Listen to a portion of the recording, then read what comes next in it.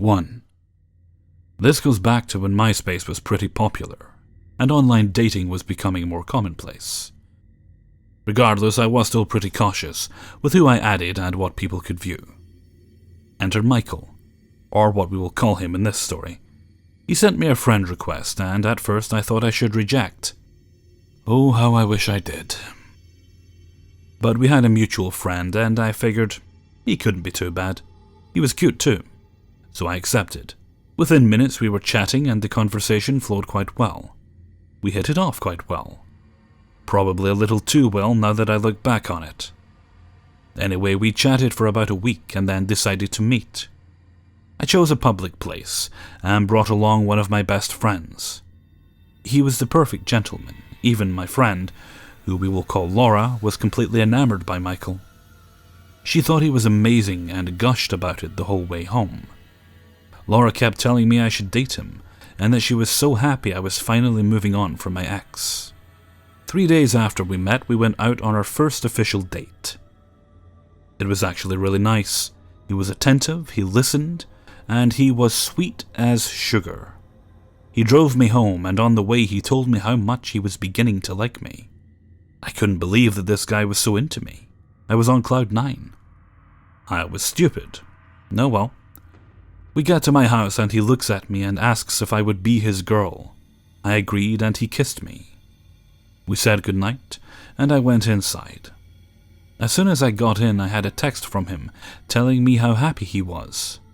Okay, that's sweet. I responded the same and went to bed.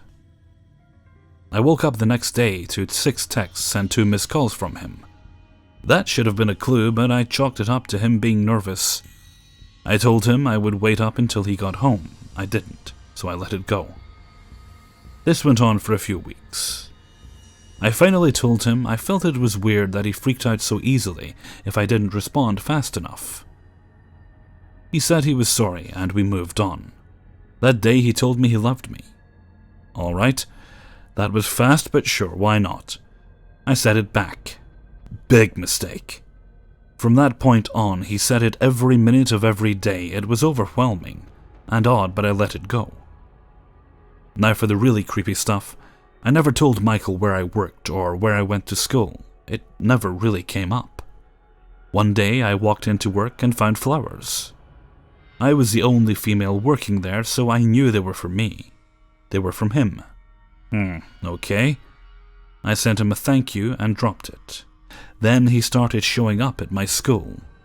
He would wait for me in the parking lot.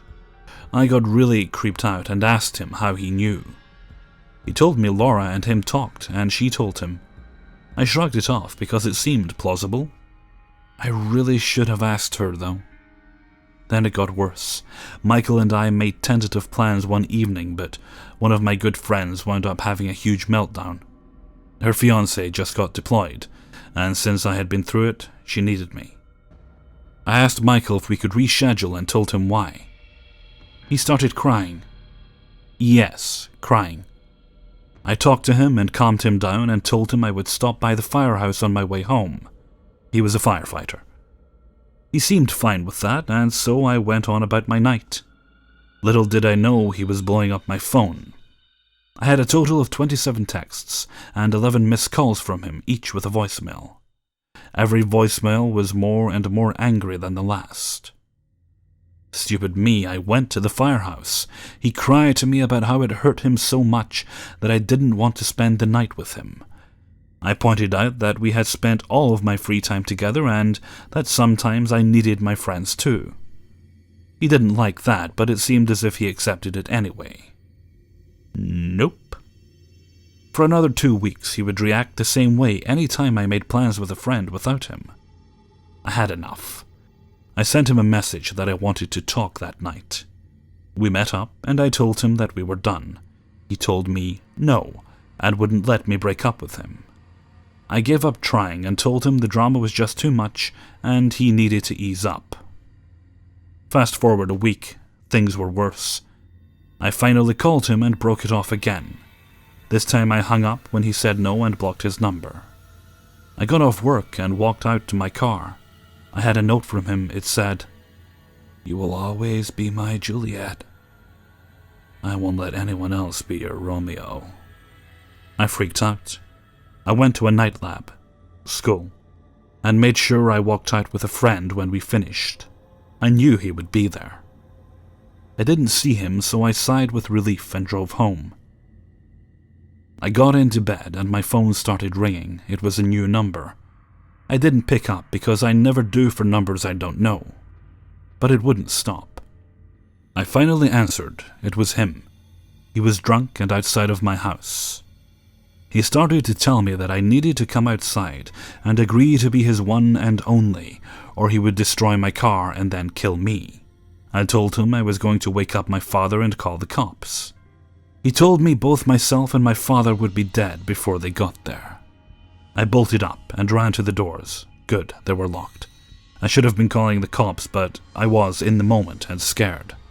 I told him again that he needed to leave before things went too far. Surprisingly, he listened. The next day I found notes and roses all around my car. All the notes just had "My Juliet" on them. Ugh. Nothing more happened that day. But the next day I kept getting messages from him pleading me to take him back or I would suffer. He told me he will make sure we become the modern-day Romeo and Juliet. Because if he couldn't have me, no one would. I called the cops. They told me there was nothing I could do because it wasn't a clear threat, and he hadn't actually caused me any harm. Really? So I called his mom. I told her everything. She promised me she would take care of it and thanked me for telling her. 3 months went by and I was preparing to move. I got a weird note inside my locked vehicle. It said, "Juliet, you can run, but never hide." It's been a few years. I've moved a few times. Every time I go to visit my parents, I always find a note. He always knows when I'm there. I don't know how. I don't know why. I know him and Laura talk on occasion, but her and I are no longer close because of that. I talk to her twice a year, and make sure she never knows when I will be there. Last time we talked, he's apparently engaged. I went on a visit a couple of months ago, 4 months after he got engaged, and every day I was there was always a note. I was thinking about moving back to my home state, but I don't think I will now. His last note was, "Eternity will be ours, my Juliet." I still have a few of the notes, in case I ever need to prove anything to cops or something. This guy's beyond crazy. I wish I never made a MySpace page. 2. Okay, so a few years back I met this guy, who we'll call Dante, who was very sweet and seemingly normal. We went on dates, he met my friends, I met his, and I learned about him. He learned about me. One of the things he learned about me is that I'm a singer and songwriter, and music is my fucking everything. He also learned that reading is my way of unwinding, and the written word is like meditation to me. So what'd he do with this knowledge? He started writing lyrics and poems of his own with me as his muse. They were beautiful. At least once a month he'd show me something he'd written. This guy was the perfect boyfriend. You might be thinking, this is dating hell, not perfect fucking relationship heaven. What the fuck? Well, my pretties, it gets bad. About 4 months into the relationship, I noticed Dante getting slimmer. Not a whole lot, as he was already a slim guy, but enough for me to notice. Then one day, as we were having lunch at the pizzeria with his best friend, he took a couple of bites of his pizza and suddenly ran to the bathroom. He was in there for, no joke, at least 40 minutes. When he finally came out, he looked shaky and pale. Both his best friend and I asked what happened, and he wouldn't tell us, until his best friend, worried at this point, took him outside. When they came back, BFF was gloomy and serious. He looked at me and said, "You need to talk to him, but not here. Wait until you're home." As soon as we got home, I demanded to know what was happening. Long story short, he had some sort of disease that made the lining of his stomach extra thin. He couldn't eat acidic foods, and the pizza messed his stomach up a bit.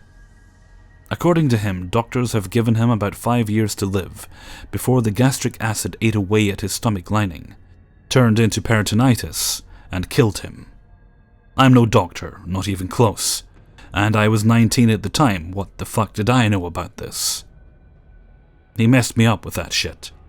I googled all I could and made sure everything he ate while he was with me was safe. Now, the real shit happened within a month after this. I started feeling like there was something off. This was too movie plottish. He was fucking perfect. As in, we never had a fight, not even an argument. He would have lassoed the moon and gifted it to me if I wanted it. He was too good to be true. And now he was dying? Nah, something smelled fishy, and the smell was making me sick. I couldn't really tell you why, but I wanted out. I wasn't afraid, I was suspicious, like hella suspicious. So I did what any 19-year-old girl would do. I sought advice from my mom and followed it. That's what normal 19-year-old girls do, right? Anyway, my mom had told me to listen to my gut, so I dumped him. Before you call me names, hear me out. It wasn't cold turkey. I'm not very good at hiding my emotions. If I'm unhappy, oh baby, you'll notice. He knew things were going sour. Anyway, the day of the breakup, he suddenly landed in the hospital. Mind you, he lived about 2 hours away, so the breakup was through the phone. I felt shitty enough about that when, about 20 minutes later, he called me to let me know he was in the hospital. I freaked out a little and asked him to put his mom on the phone because I wanted to know which hospital he was at so I could get there. Instead of putting his mom on, he stuttered a bit and then said there was no point to me going there because he wasn't going to be there for long. I told him to call me as soon as he was home, which he did, about an hour later. Play that out in your head, okay? Break up, break down, disease acts up, drive to emergency room, wait your turn, check up, treatment, get discharged, drive back home in the span of an hour and a half. Boy. Plus, he sounded fine when he called. You're telling me you felt so bad that you had to go to the hospital? But now you call me and sound all peachy. Nah. After he refused to put his mom on the phone, I told him I was going to bed. The next morning, I woke up to my sister shaking me and saying, oh dude, you need to come see this. Well, this was Dante's Facebook relationship status. Engaged. What? Lots of people were commenting, congrats to you both, assuming I was the second party in this engagement. Because they all fucking knew me already, so I called him. Ring ring. Dante. Hello. Me. What the hell? Dante. Are you mad? Me. Fuck yes, I'm mad. What the hell? My whole family is on Facebook. Take that down now. Dante. But it's true. Don't you remember? What was he referring to, my pretties? Was a day in which he called me at 7 a.m. while he was already on his way to my house and asked if he could stop by to show me a magic trick. Yes, you read that right. I said yes because once I wake up, I can't get back to sleep anyway. And because I'm a fucking idiot. So he gets there all excited and takes a pack of cards out of his pocket. He tells me to take a card at the top, and I do it. Except that when I looked at the rest of the deck he was holding, a rectangle had been cut out of it, and there was a ring in the hole. An engagement ring. Several sizes too big. I'm a ring size 4.5, and this ring was at least a 7. Yeah, so he starts with his, will you marry me speech? And I'm just sitting there dumbfounded and terrified because I'm fucking 19 and I don't want to get married. So I said no. I explained I cared about him a lot and wanted to be with him still, if he wanted it too, but I was too young. He was bummed out, of course, but said he respected my honesty. Also, he asked me to keep the ring anyway for safekeeping. He explained that his grandpa gave it to him, it was his late grandma's, and he would be embarrassed to have to give it back so soon. I said I would keep it for a week. He said that was fine. A week went by, and when I asked him about it, He said he has told his grandpa, and that he has told him to ask me to keep it safe for him. See, Dante's mom has always wanted the ring for herself, my precious, and has a tendency to go through his stuff, so he couldn't keep it in his room. I had put it in an old jewelry box, and kept it in the back of my closet and almost forgotten about it. It was still there. I still had that fucking ring. Oh no. Me. We are not engaged. I said no. Dante. Why do you have the ring then? Me. No. Take it down now. Dante. Okay, I will. I'm sorry. But the damage was already done. Everybody thought we'd been engaged, and that I was ashamed to admit it for some reason. They thought I'd kept it a secret. I dealt with the aftermath of that for years. Well, that's it. That's where the story ends. Hope you enjoyed it. Psych. About a month after that, as I was telling my sister's boyfriend about how Dante had gone full psycho and was still calling me every day, harassing, really, he asked me about those songs Dante used to write me. I showed them to him and he went real quiet for a sec, then proceeded to tell me that these were in fact Christian songs, which I know nothing about. He had changed all the God and Jesus parts to baby and or my name. About a week after that, Dante called my best friend and told her that he had cancer and had, you guessed it, 5 years to live. Yep. I have many more stories about Dante and several other guys. Let me know if you want to know about the time Dante asked my sister out, or the time he threatened to burn his own house, with his family still inside. P.S. His disease? Yeah. His mom told me it was acid reflux. 3. A month or so ago, I had a very unexpected and odd date with a stranger who emailed me offline claiming to know about my music. I am also sort of the villain in this story too, since this brought out a lot of my bad sides. No one is perfect. As a warning, this is very long and took me a couple days to write it. But this is the story of my worst date. A little backstory. In my city, I've been finding more and more that people recognize me for my performances, probably because of my appearance. So this didn't seem too far-fetched to me at the time. In my SoundCloud, I also include my email in case anyone wants to reach out and talk to me for any reason, or collaborate. At the time, I was casually seeing my friend, who did not want a relationship and was okay with me doing this. After sleeping over my friend's house for the night, I received an email in my inbox around 7 a.m. It was from a woman I've never met before, prompting me to receive it as a friendly message. In the email, she says she's interested in collaborating, and I took it as a huge compliment. It's always nice when strangers recognize my work. I respond, asking her to send me some clips so I could gauge our project, and she immediately asks me to meet in person, which even for me, who doesn't have the best definition of boundaries, was a little too fast. Somehow, we get connected on Facebook. I looked her up to learn who she is, and learn that she has only heard me perform, but refuses to specify where. I learned during this point of time, because of her Facebook, that she is involved with college radio. Secretly, I was hoping it was an interview. We have some mutual friends, but unfortunately, they don't respond until after we have met. I send her some clips of some demos I have been working on, to which she replies she would love to work with me as she has great respect for my work, and she uses the word love freely. We make plans to meet at a coffee shop that weekend. When I get to the coffee shop, she messages me saying that she no longer wants to meet there. That's fine, things happen. It goes from there, to the mall, which is a mile away and I am walking, to a specific store in the middle of the mall which we were supposed to meet at. I still have no clue who this person is or what they look like. I text her saying I am here, thinking how ridiculous this feels.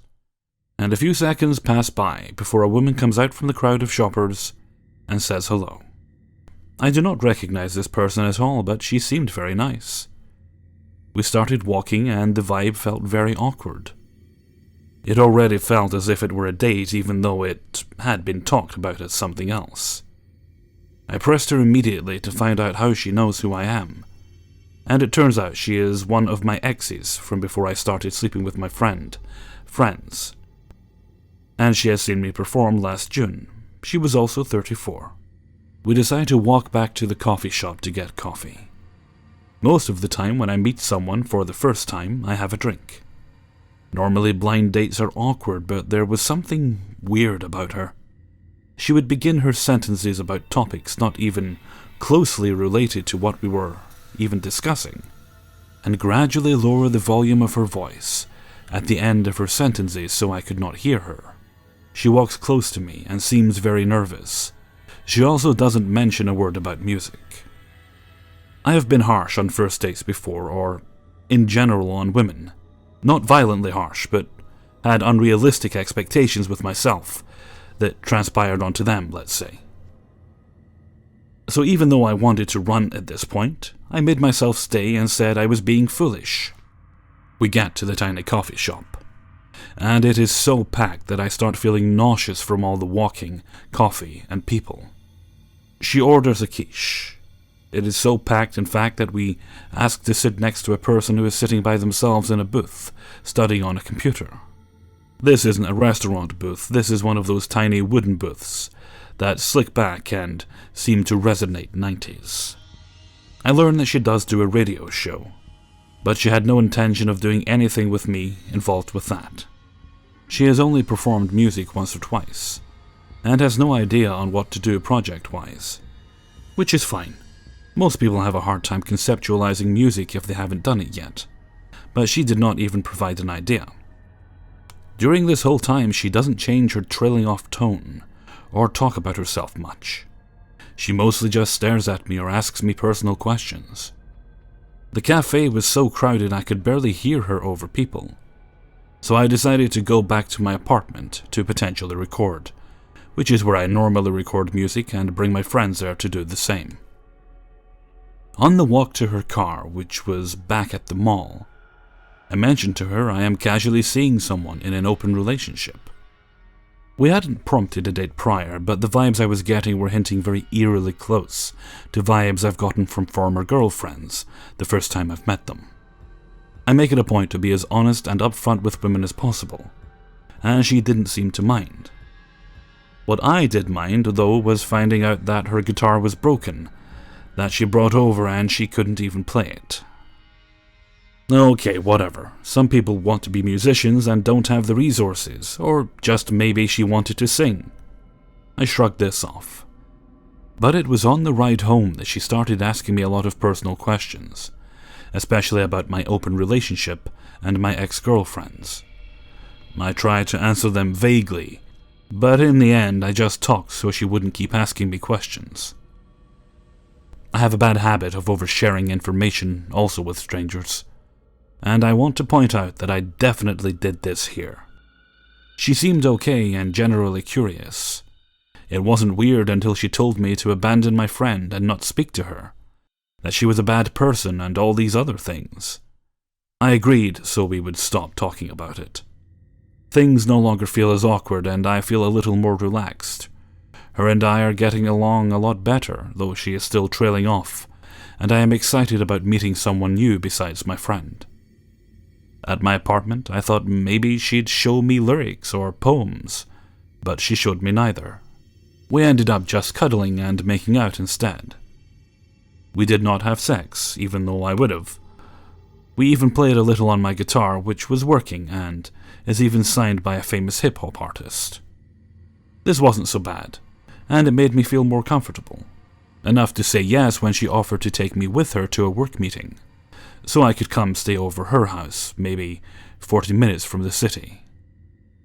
I got into her car and I almost immediately knew I had done the wrong thing, but by the time I did, it was too late.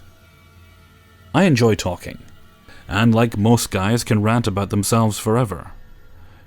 Being asked question after question can definitely prompt this. Again, most of them being about my former dating history.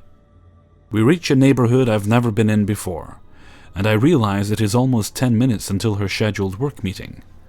yet we are still driving through back roads.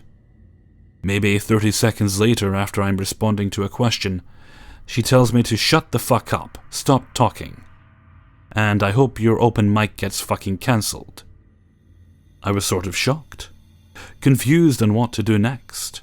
She suddenly stops the car short and screams that we are in front of her ex-boyfriend's house, and she is going to be late, and I am making her late. I stopped talking for the most part, besides the next 10 minutes of me trying to explain that I wouldn't have came if I was getting in her way.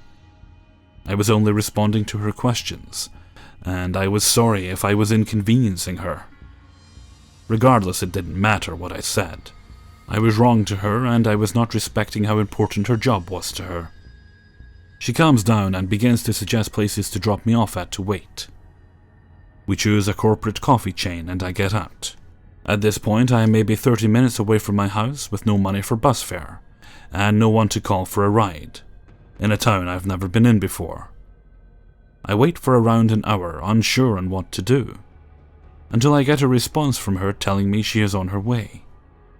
Although I was feeling anxious, at this point I still thought it was funny. I'll admit, as a white man, I am very privileged in feeling safe in dating situations. When I get picked up, she kisses me and is the exact opposite of how she was prior to the meeting. Light snow falls and we begin our trip back to her home, which ended up being over 90 minutes because she drove almost dangerously slowly. I'm still not comfortable for before, and she still hasn't apologized. So we sit there thinking about anything I can think of to pass the silence. She asks to hold my hand, and we do that. In the back of my mind, I am wondering how it will be when we get to her apartment. I used to have a heavy drinking problem, as I'd do it whenever I'd feel the slightest bit of anxiety, and I felt the strongest urge to drink around her. I didn't say it was from her, but I did mention really wanting a drink, and how not normal this was for me.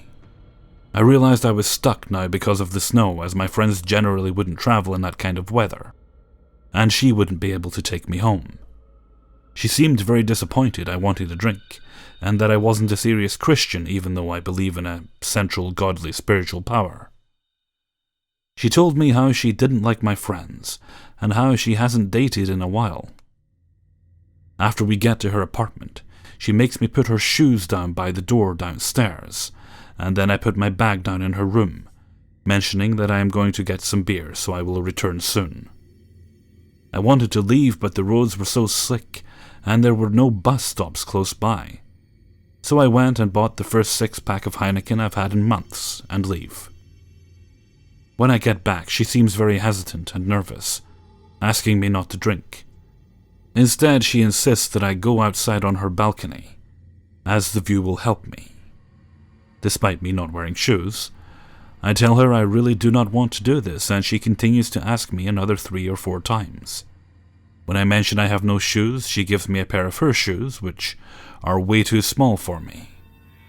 I go outside on her balcony in the cold, freezing snow, and shotgun 2 beers, hoping it will quell some sort of anxiety. This was surprising for me, as normally I can barely drink 1 beer without getting some sort of stomachache. My stomach has seen better days. To be honest, being away from her did make me feel a little better, and I was afraid of what will happen after. I went inside and tried to talk to her again about what happened earlier in the car, to apologize and see if we could reach middle ground that didn't involve her yelling at me about it, or maybe let me understand her perspective more. And what followed was mostly me being blamed for her almost being late, and not being considerate of her priorities, as her job was very important. She also accused me of being very drunk, and kept offering me books on Jesus to read, when I told her I felt uncomfortable and wanted to go. I've been around manipulative, dangerous people before, and have done my own fair share of reflecting on my own behavior. So when people tell me I am wronging them, I do listen and I take it into account, even if they are wrong. Taking even a crazy person's perspective into consideration has saved me multiple times. I looked at the bus website as she continued to blame me for her outburst earlier.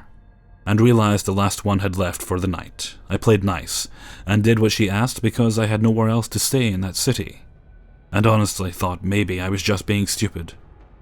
Maybe I was just drunk, and that's what was making it worse. She was very touchy for most of the night, until the morning when we woke up early to go to church. I gather my things and hurry downstairs to wait on her couch as she gets ready. When she sees me, she tells me I look good on that couch. I had originally planned to wait somewhere else while she went to Mass, but she began to tell me how going to church with her would help her feel more comfortable, and I really should. As if I didn't, I would be causing her to have a bad day. So I ended up sitting in Catholic Mass in a place I've never been, trying my hardest to focus on a sermon I had no idea about. She began to put her arm around me in between, holding my hand, in general being very touchy while priests watched us from the front. We were the youngest people in the room besides a small child who sat in the front. I love trying new experiences, but the body of Christ made me nauseous. I made a joke afterwards that it did, and that I think I might be a demon, and she took me very seriously. When we left, the priest approached her and asked her name as if they could not place it, then told me to come back. I lied and said I would. On the drive back, I was brought to the same place as the night before. She began to talk about us being a couple and asking me questions on how I handle myself while in a relationship, the whole time not letting go of my hand. I told her I work best under pressure, and she said, we will have to work well under pressure. She talked about her ex-boyfriend, who was in the Navy, who stalked her, and was upset I did not get more out of the sermon. All the while her conversations heading randomly towards a different topic every couple of sentences, while lowering her voice at the end, so I have to really listen to hear her. She also insists that I stop talking to my friend, despite us having no communication about a relationship. She reminds me that she has the day off, and we could spend the day together, but I would very much like to go.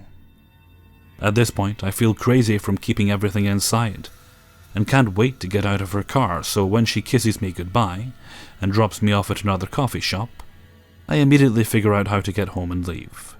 She texts me a smiley face maybe a half hour after dropping me off, then texts me again an hour later reminding me that she has the day off. I go home, sleep, and wake up feeling as if I was having multiple panic attacks. She calls me a couple times and I do not answer, as she wants to discuss the project, despite us having more than enough time to discuss it while we were together. I tell her I have a headache and I'm laying down. She's sending me my lyrics along with weird twists that she made to finish them. At this point I have had enough and emailed her explaining I am interested in my friend primarily, and just want to work on music with her, to which she replied, "No thanks.